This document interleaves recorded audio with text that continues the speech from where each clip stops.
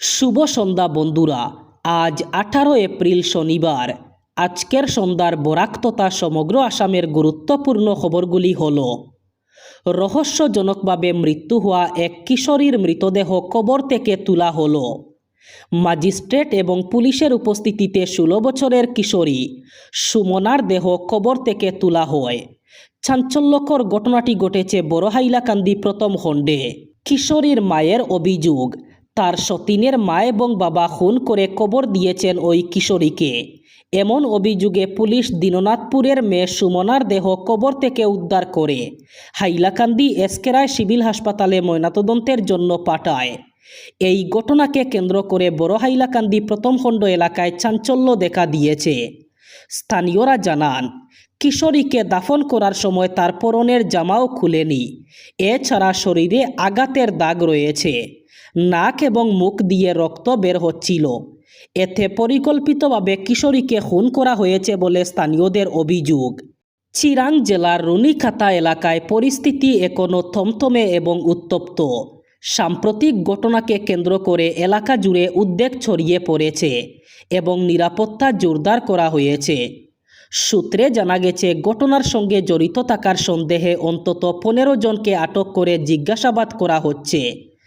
আটক ব্যক্তিদের মধ্যে একটি ছাত্র সংগঠনের নেতাও রয়েছেন, যা ঘটনাটিকে আরও সংবেদনশীল করে তুলেছে। তবে এখনও পর্যন্ত কারো বিরুদ্ধে আনুষ্ঠানিকভাবে অভিযোগ গঠন করা হয়েছে কিনা সে বিষয়ে স্পষ্ট কিছু জানা যায়নি। এদিকে অভিযুক্ত হামলাকারীদের খুঁজে বের করতে পুলিশের তল্লাশি এবং অভিযান অব্যাহত রয়েছে। বিভিন্ন স্থানে নজরদারি বাড়ানো হয়েছে এবং পরিস্থিতি নিয়ন্ত্রণে রাখতে অতিরিক্ত বাহিনী মোতায়েন করা হয়েছে। রাজস্থানের শিকার জেলার নিমকা থানা এলাকার গুহালা গ্রাম সম্প্রতি এক অনন্য ঘটনার জন্য আলোচনায় এসেছে। প্রায় 7,000 মানুষের বসবাস ওই গ্রামে, যেখানে এক হিন্দু পরিবারের 5 ভাই নিজেদের জমির একটি অংশ ঈদগাহের জন্য দান করেছেন, যাতে মুসলিম সম্প্রদায়ের মানুষ স্বাচ্ছন্দ্যে নামাজ আদায় করতে পারেন। গ্রামবাসীদের মতো এই উদ্যোগ শুধু একটি জমিদানের ঘটনা নয়, বরং বহুদিনের পারস্পরিক বিশ্বাস এবং সম্প্রীতির এক গুরুত্বপূর্ণ উদাহরণ। গুহালা গ্রামে পাশাপাশি বাড়িতে থাকেন ভূপাল রাম সাইনি ও তার ভাইয়েরা। তাদের বাড়ির সামনে বিস্তীর্ণ গমের ক্ষেত। সেই ক্ষেতের এক প্রান্তেই রয়েছে পুরনো একটি ঈদগাহ। গ্রামবাসীদের কথায় বহু বছর আগে এই ঈদগাহ তৈরি হয়েছিল। আশপাশের বেশ কয়েকটি গ্রাম থেকে মুসলিম সম্প্রদায়ের মানুষ ঈদের দিন সেখানে নামাজ পড়তে যান, কিন্তু সময়ের সঙ্গে সঙ্গে নামাজিদের সংখ্যা বেড়ে যাওয়ায় জায়গা কম পড়ে যেতে শুরু করে। অনেক সময় এমন পরিস্থিতি তৈরি হতো যে দাঁড়িয়ে থাকার মতো জায়গাও পাওয়া যেত না।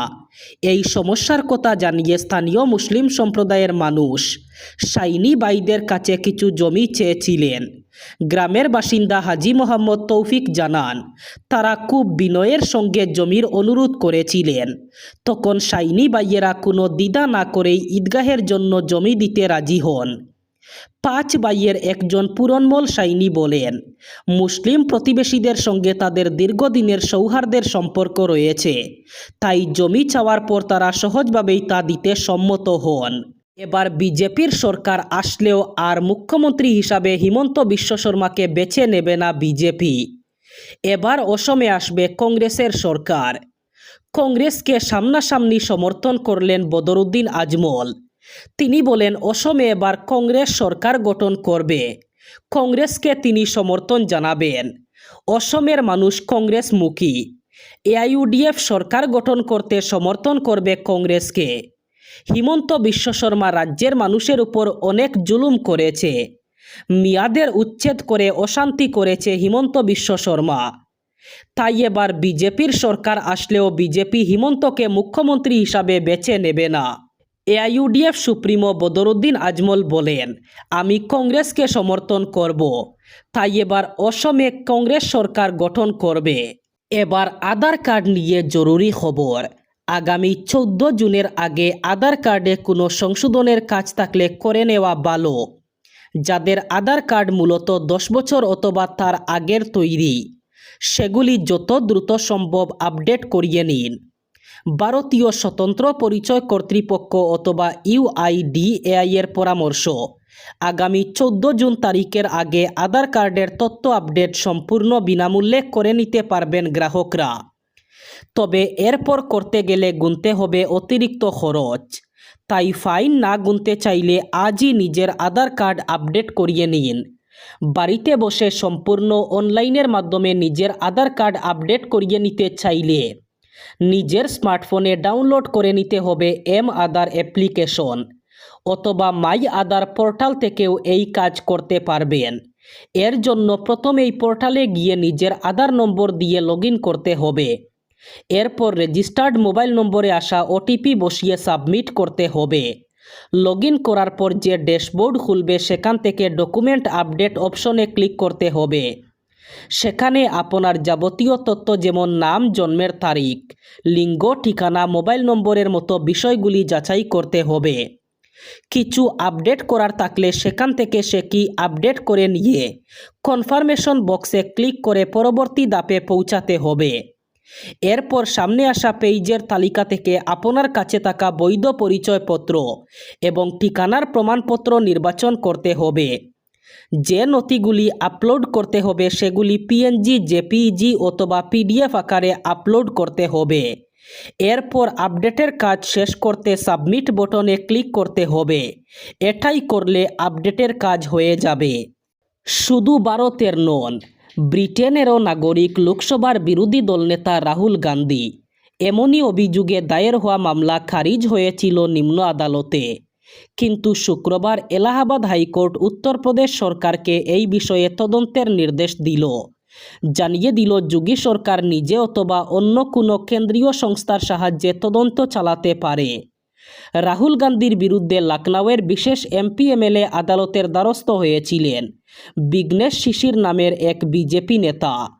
তিনি দাবি করেন রাহুল গান্ধী যে কেবলমাত্র ভারতের নাগরিক নন, এর যথেষ্ট প্রমাণ তার হাতে রয়েছে।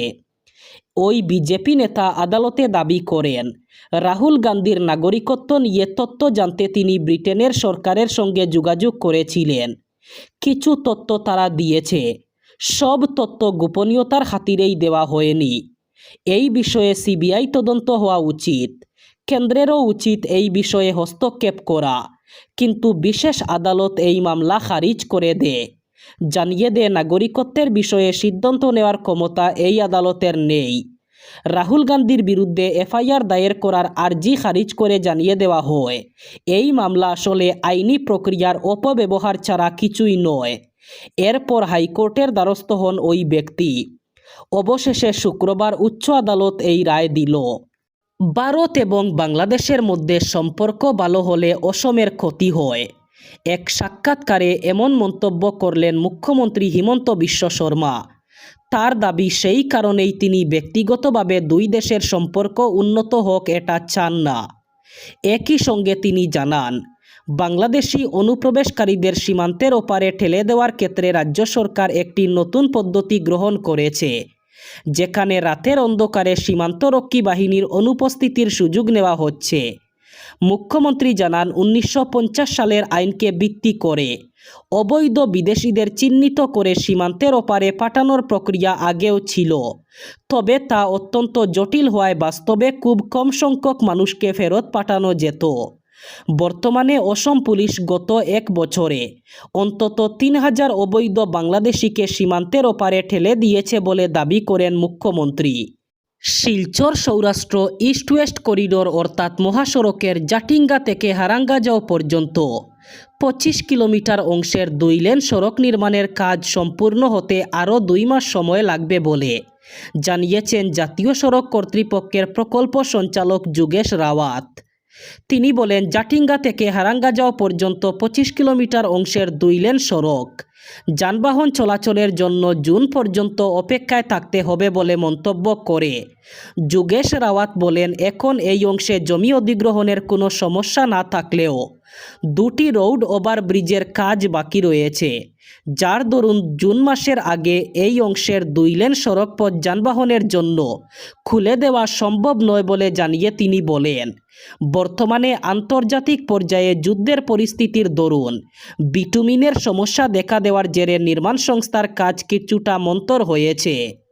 গরমে নাভিশ্বাস উঠছে দেশের বিভিন্ন প্রান্তে, বিশেষ করে মহারাষ্ট্রে। সেখানে কোথাও কোথাও তাপমাত্রা ইতিমধ্যে 44 ডিগ্রি সেলসিয়াসে পৌঁছেছে। রাজ্যের বেশ কয়েকটি জায়গায় তাপপ্রবাহ চলছে। অকোলা, বিদর্ভ এবং রত্নাগিরি সহ বিভিন্ন এলাকায় তাপমাত্রার পারদ ক্রমশ চড়ছে। মৌসুম ভবন তাপপ্রবাহের সতর্কতা জারি করেছে। প্রশাসন সূত্রে জানানো হয়েছে, অকোলা জেলায় তাপমাত্রা 44 ডিগ্রি ছুঁয়ে ফেলেছে। রাজ্যের স্বাস্থ্য দপ্তরের তথ্য বলছে, 1 মার্চ থেকে 12 এপ্রিলের মধ্যে গোটা রাজ্যে 15 জন হিট স্ট্রোকে আক্রান্ত হয়েছেন, যাদের মধ্যে রত্নাগিরি জেলায় আক্রান্তের সংখ্যা বেশি। ওই জেলায় 6 জন আক্রান্ত হয়েছেন। পালগড়ে আক্রান্তের সংখ্যা 2।